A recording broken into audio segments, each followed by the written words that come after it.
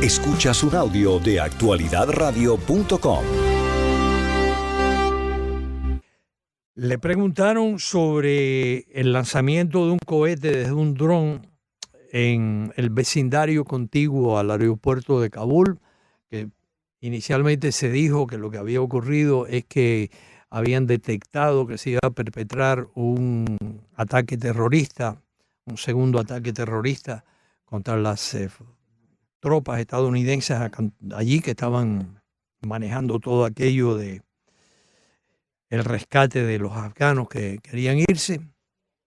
Y ya tenemos al juez. Estaba en corte y regresó.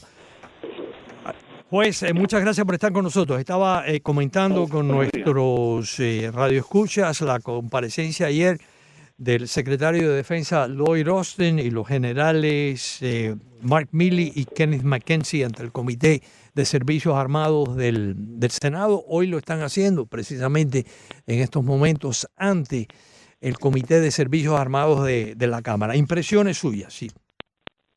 Bueno, las impresiones mías, yo creo que no hay gran sorpresa. Yo creo que la sorpresa más grande fue ver que el presidente esperó hasta agosto 25 para pedir asesoramiento de sus asesores principales de las Fuerzas Armadas sobre qué postura tomó. Yo tengo la impresión, por todo lo que conocemos, Ricardo, que el presidente Biden, desde el 2009, cuando él estaba en contra de mandar más tropas a Afganistán, fue el único del miembro del gabinete del presidente Obama que estaba en contra de incrementar la presencia norteamericana. Yo creo que él siempre ya estaba pensando de que él iba a sacar las tropas americanas. Es interesante que él se ha caracterizado de ser un hombre que está en contra de todo lo que representaba y hacía y decía el presidente Trump, pero sin embargo en esto le siguió la pauta, ¿no? Es decir, Trump comenzó las conversaciones en Doha el año pasado, donde Trump quería reunirse con el talibán en Camp David, que eso, gracias a Dios, lo convencieron que no cometiera esa barrabasada, y él estaba dispuesto, y lo había dicho durante la campaña, de sacar las tropas americanas. No consideró los factores siguientes, lo que han testificado el secretario de Defensa, el general McKenzie y el general Milley, que nosotros necesitamos una presencia porque éramos una columna esencial para el gobierno y las Fuerzas Armadas de Afganistán.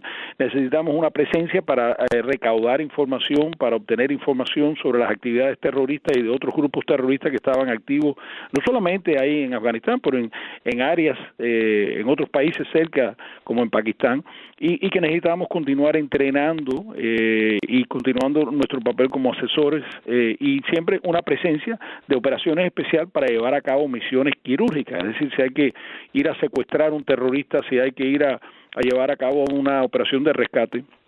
Y yo creo que lo que se va a demostrar en la historia que estamos conociendo es que la realidad es que esto fue un error terrible, mal juicio ejercido por el presidente Biden. Pero hay 4 personas que son responsables de este desastre. Las personas se llaman Bush, Obama, Trump y Biden. Es decir, no fue un solo presidente que se ha equivocado. 4 presidentes americanos se han equivocado en esto. Bush por no mandar suficientes tropas y comenzar una segunda guerra sin haber obtenido la victoria. Obama por no haber continuado una presencia permanente, es decir, fabricar una presencia permanente en ese país. Trump por las conversaciones surrealistas que tenían con el talibán, porque Ricardo, yo seguí esas conversaciones, no fueron fructíferas para nada, no resolvieron nada, el talibán se sentó ahí riéndose prácticamente. Fíjate que el otro día, cuando estamos llevando a cabo misiones de drones, porque no tenemos espías, no tenemos gente ahí que puedan obtener información, y el talibán tuvo las agallas hace 24 horas de quejarse que los Estados Unidos no estaba cumpliendo con el acuerdo porque estaban llevando a cabo misiones de drones de vigilancia. Estos individuos que son unos gánsteres y unos asesinos que ahora están buscando, matando personas que se opusieron al talibán. A los jueces de Afganistán, escuché una entrevista en la BBC de Londres, una jueza que fue perseguida porque ella sancionó a un individuo, le dio 20 años de cárcel porque mató a la esposa. El talibán lo ha puesto a ese individuo en libertad y está persiguiendo a los jueces que estaban tratando de hacer cumplir la ley y el orden en ese país.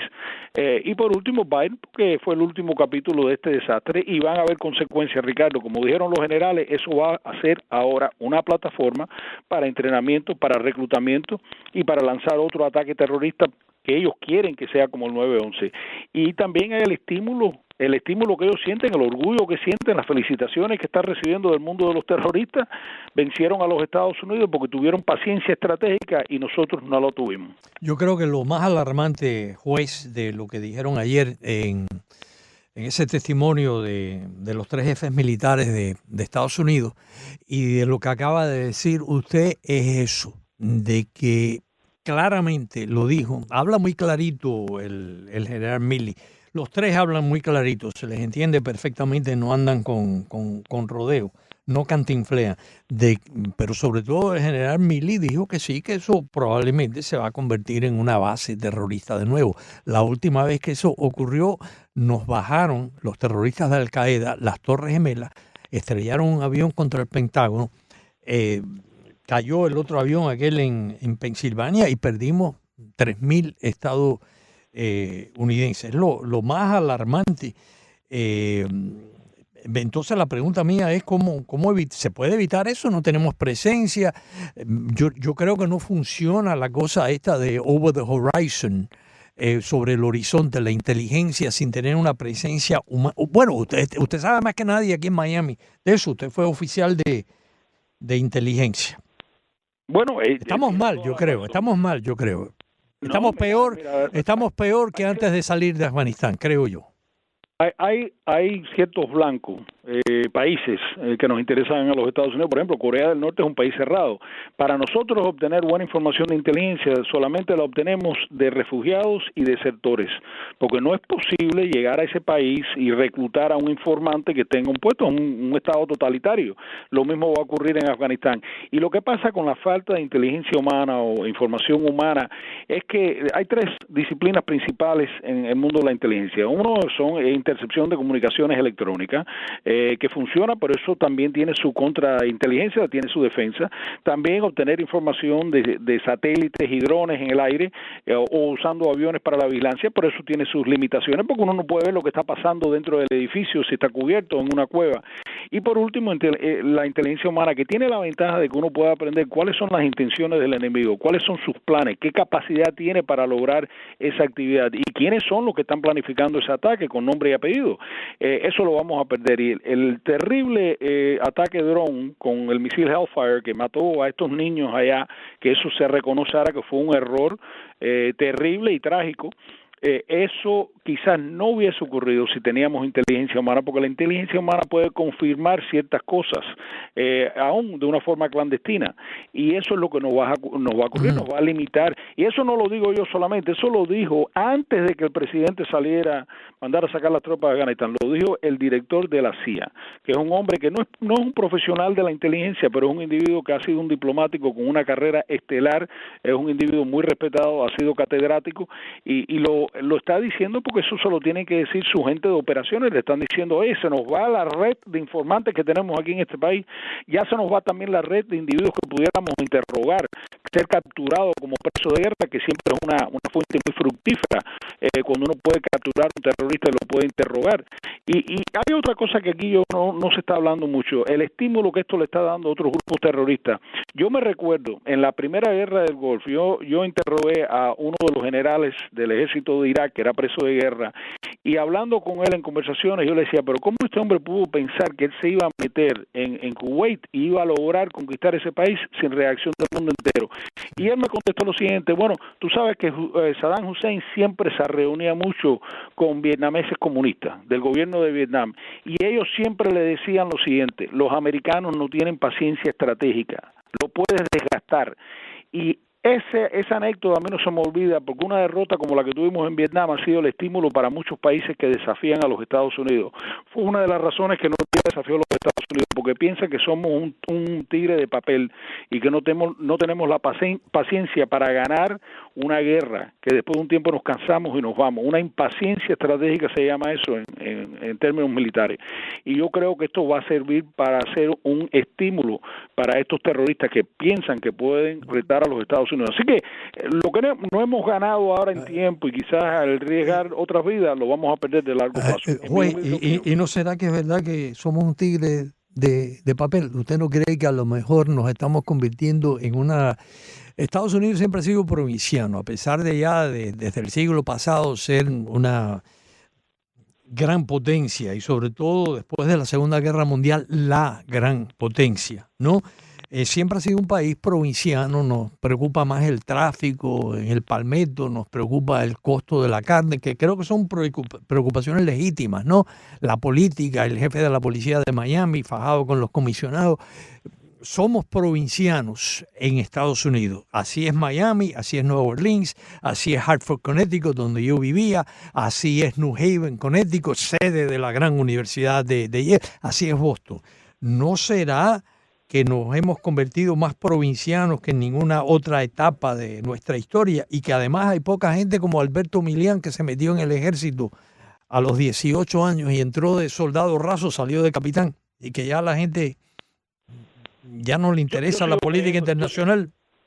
No, yo sigo creyendo en nuestro país. Yo creo que tienes algo de razón en lo que has dicho, pero yo creo que este país es un tigre que cuando lo despiertan puede arrasar con cualquiera. El problema que hemos tenido, Ricardo, es el problema que yo creo que ustedes lo analizan, y ayer los estaba escuchando, usted, a Roberto Rodríguez Tejera por la mañana. Yo creo que lo que no tenemos es suficiente estadista. Yo creo que el último presidente que demostró ser un estadista fue Ronald Reagan y George Bush padre, que yo creo que a pesar de que a mí me disgustaba mucho, a mí no simpatizaba con él para nada, pero era un estadista y tenía un asesor de seguridad nacional brillante y supieron manejar la situación en Panamá, la situación en Irak y la situación con el derrumbe de la Unión Soviética. Yo creo que carecemos de personas de ese calibre, pero vamos a analizarlo desde el punto histórico. Esto no tiene que ver nada con partidismo. Primero tuvimos a George Bush hijo, un hombre que nunca había tenido experiencia en nada internacional, tuvo muy poca experiencia en la Guardia Nacional de piloto. Era un individuo que Ronald Reagan se burló de él en su diario, comentó que era un individuo que no servía para nada y que el padre siempre le estaba tratando de buscar que Reagan lo nombrara para algún puesto.